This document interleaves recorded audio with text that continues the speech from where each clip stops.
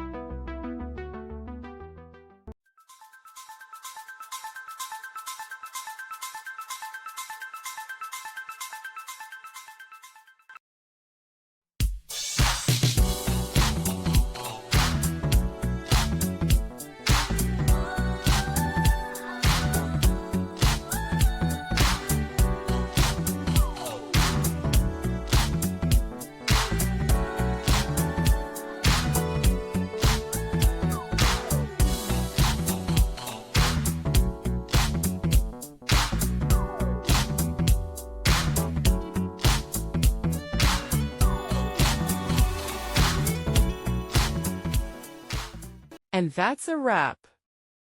I hope you found the answer you were looking for. If you did, take a second to hit that subscribe button. It really helps out. And let me know in the comments which solution worked best for you. See you next time in the debug zone.